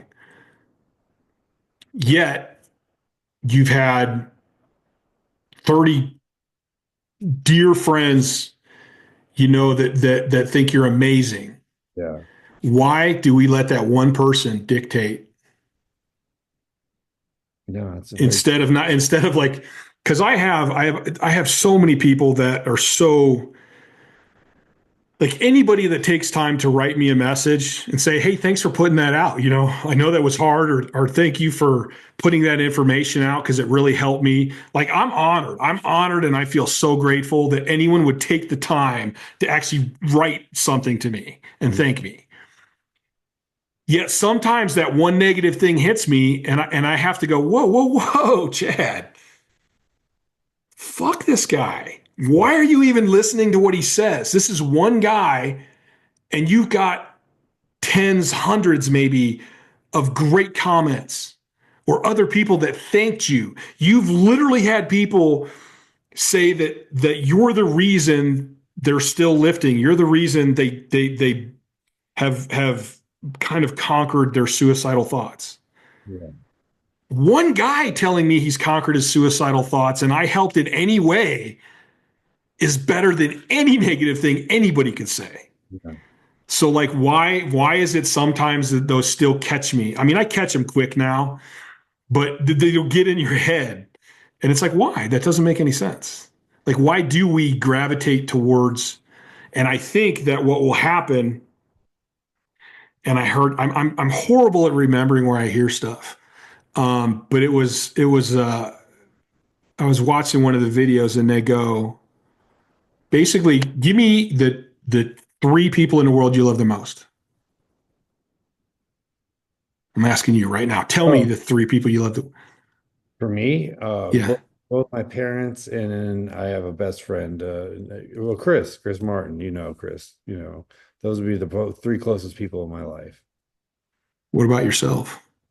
Well, I mean, I'm part of the equation. You know. Shouldn't you be the number one though? Yeah, when you put it that way. Yeah, I mean, Like if somebody says, "Who are the three people you love the most?" Shouldn't you be the first one? Me. I love me. yeah, yeah. I mean, I do care about myself. I do. Yeah.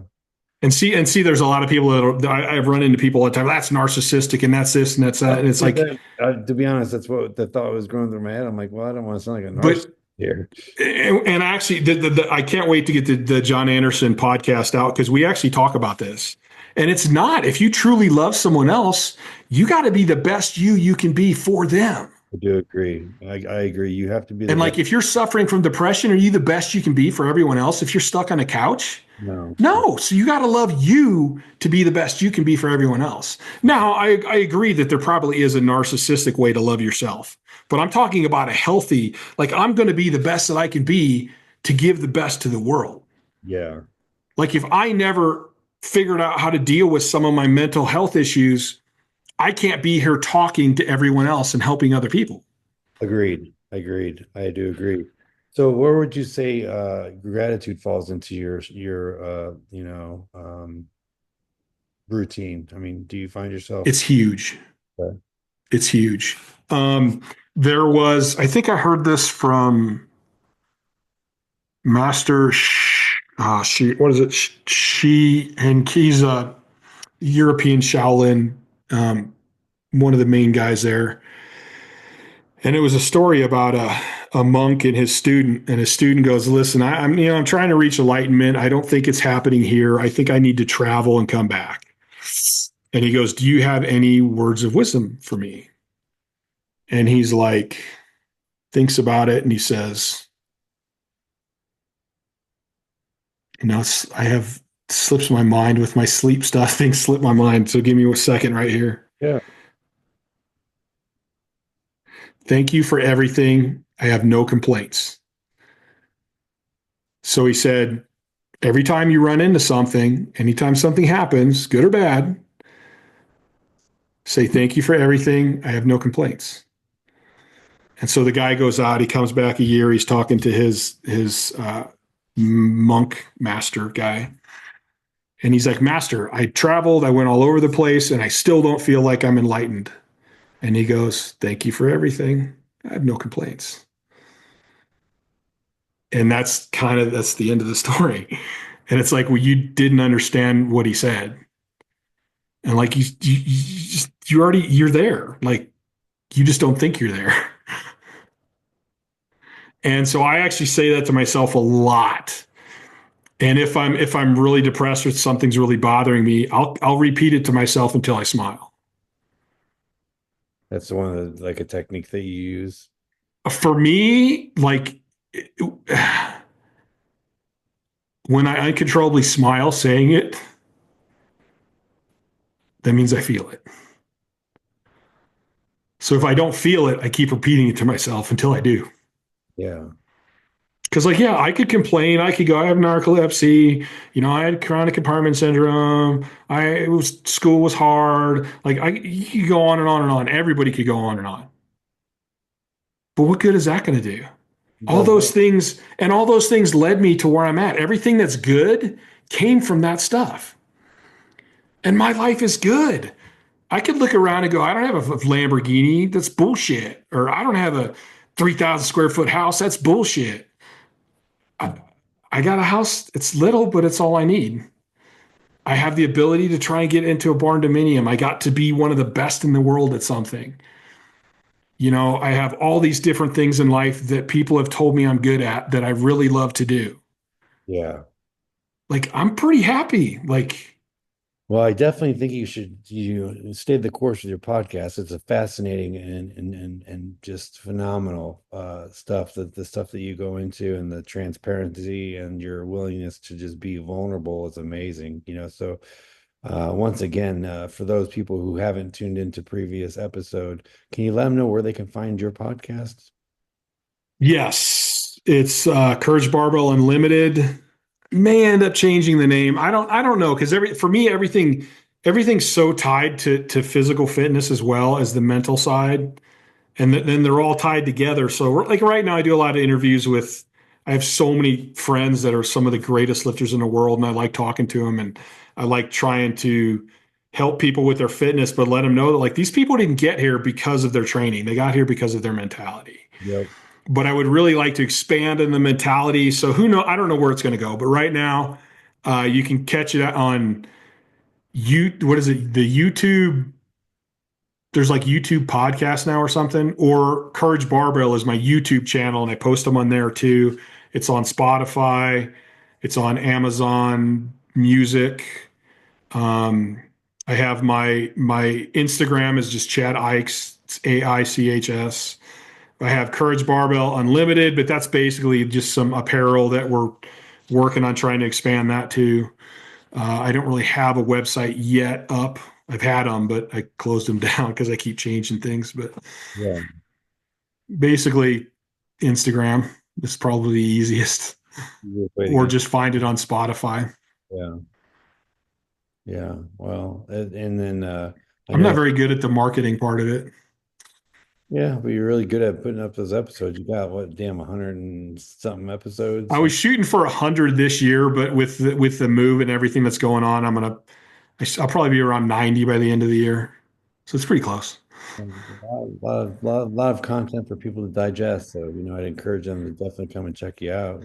I'm actually amazed at all the articles I've written because I don't really like to write, but I mean I've written hundreds Yeah, I was gonna say you of couldn't tell from articles. reading the articles, man. They're very fascinating, well written. You And know, that's part of my whole barn dominium thing is going to lower my cost of living to give me some more time to figure out how to make these things grow, and be able to expand on them.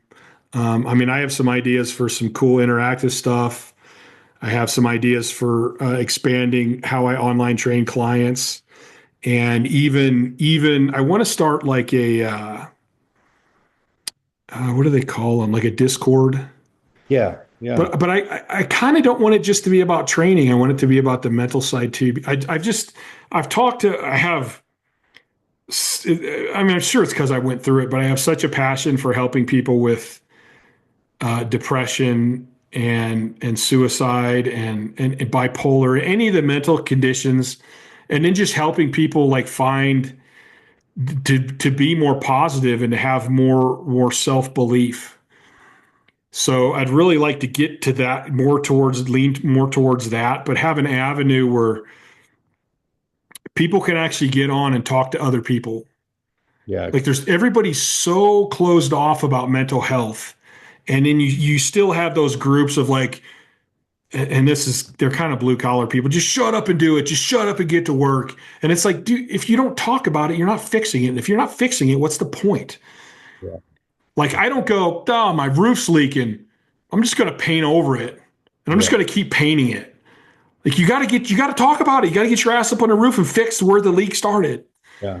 So like, why would we do that when building a house or building a car or any other part of life? But when it comes to our mental health, now we're going to hide it. But the crazy thing is that I've found that in the moments where I've been brave enough to be open and honest and transparent, whether it be about my past as an alcoholic or, my current struggles with depression, that people, it gives them permission to be themselves. And if it's the environment, if it's Yeah. right, it's private, they open up, and then, it's And amazing to share with you. and I think that's why I would like to help with an avenue in that area. And I mean, even so, a guy can go, man, can't figure out what's wrong. Maybe he can get on here and talk to somebody about HRT. Maybe he can go get his blood test. Maybe he gets on testosterone, and that was what kicks into to getting into shape, which kicks it into getting better. And it's funny that I talk about it so much because I'm not the kind of guy that needs to talk to anyone about it. Like if I'm like my friends know now that if I stop responding to texts or I'm getting later and later getting back to them, I'm going through something, Yeah. but I just kind of need to be left alone for a little bit and I'll reach out when I'm better. Cause I'm pretty good at dealing with it myself. Like I prefer to deal with it myself, but that's not everybody. Like a lot of people want to know that there's somebody else out there and they just want to talk. And just because that's not how I do it, I completely believe that that's what helps a lot of people. So I would like to have an avenue where people could go, hey, I don't really talk about it when I deal with it, but I'd like to help other people. Or people that go, I need to talk about this. Like I got to get this out. I need to talk to, and you like, I've seen this going to psychologists so many times. Like you're trying to talk about, explain what you go through, and they're like, yeah, yeah. And it's like you read a damn book. You got no clue Yeah. what I'm actually going through. So talking to you is just pissing me off more than anything else. Yeah. Like I want to talk to somebody that knows what I'm talking about. Mm-hmm. And for that instance, like I said about trying to reach Fiona Apple, it was like, dude, just to sit down with somebody who actually knows. Like when I say, hey, I get anxiety looking at a mattress, they know. Like you know that they know. Yeah. Where most people are like, dude, that must suck. But they don't know. They don't have any idea. Yeah. So there is a benefit to having that and being able to talk to people. And I mean, if there was a forum where you could get on and go, dude, I'm struggling, you guys.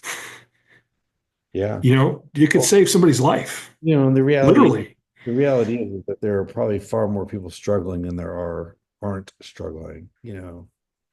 From I don't know if I could say that like at any particular point in time, but I think there's way more people that have struggled with a lot of different stuff than not. Yeah, yeah, they suffer in silence. And being into BMX, like I just love old bikes and I love riding. Dave Mira was like one of those amazing dudes.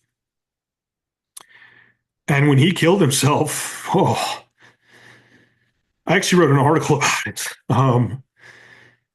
Like that hit me hard because it was like, dude, like I'm one of the best lifters in the world. Why couldn't I have met him or got a hold of him?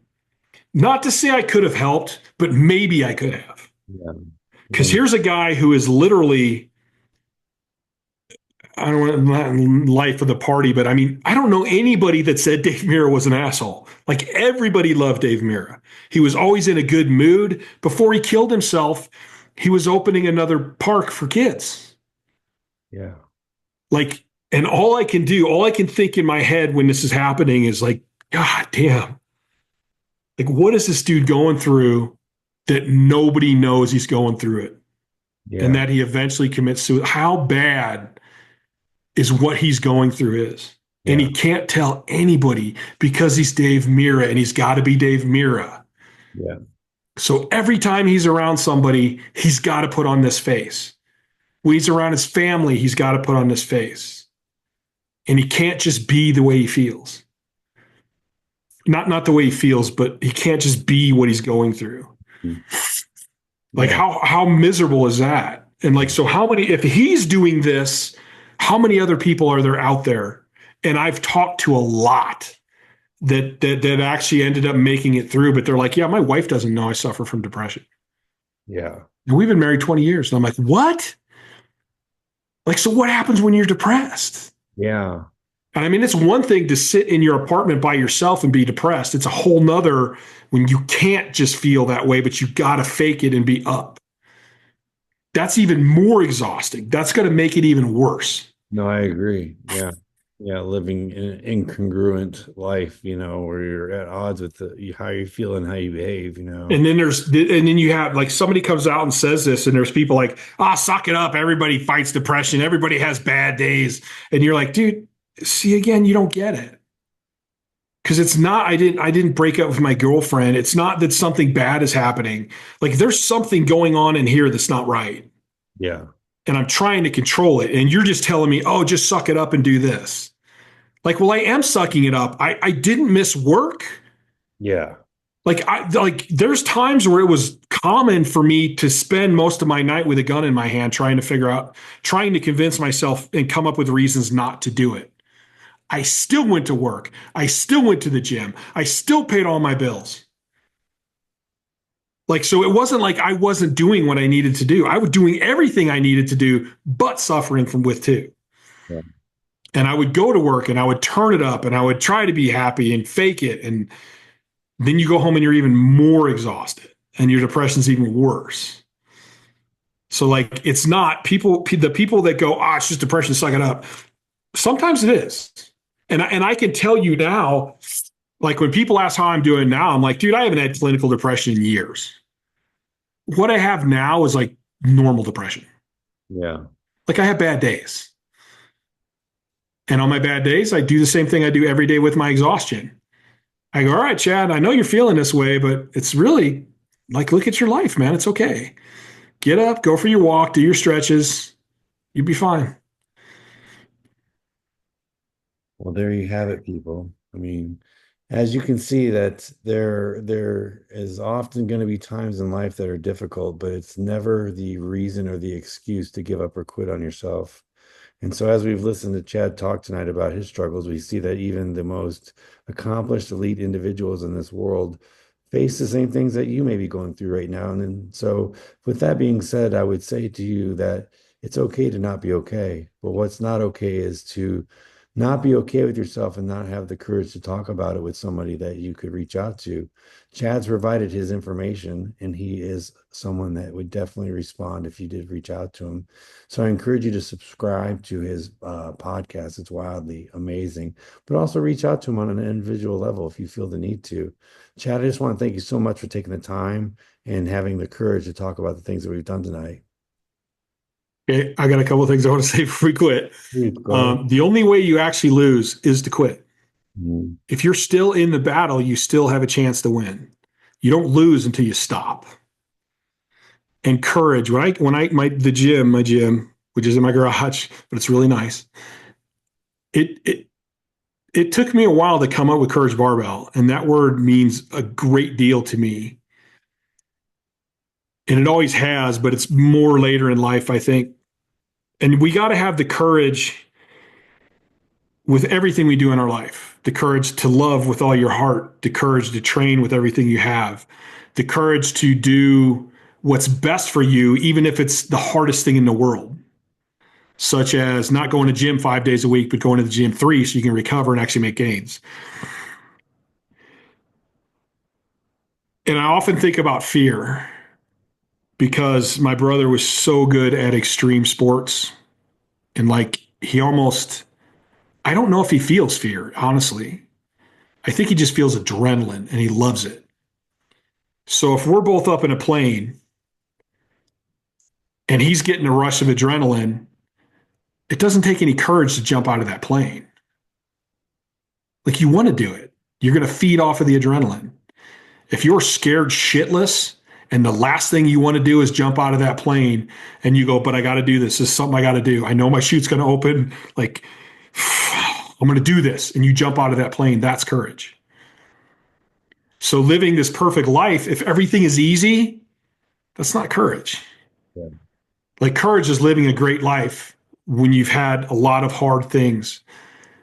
Courage is not sitting on that couch when you got depression. Courage is going, you know what? I know if I get up, I know it's going to be better.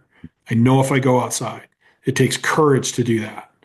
So anytime you get stuck, remind yourself how courageous you are. Remind yourself how strong you are. And then go do it. Because quitting is not an option. Powerful words from a powerful man. Well, Thank you. thank you so much once again. We'll definitely have to have you back for round three here in the future. So, Anytime. all right, brother. Well, good seeing you tonight. And audience, once again, this is Mr. Chad Aichs, Chad the Beast Aichs, and you can find him on Instagram, Spotify, and all major podcasting platforms. All right. Thanks for joining us today on another episode of Diaries of Masculine Men. Until next time, we are out. Thanks All for right. having me on. See you later, buddy. See, third time's a charm. Yeah, definitely. Got it done. Wow, that was a quick 2 hours, my friend. But yeah, man, I'm dying of hunger, so I'm gonna let you go. But I'll catch up with you and get you a copy of this. Okay. All right, my friend. I'll talk to you soon. All right. Thanks, Talk to you Jay. later. All right, buddy. Bye.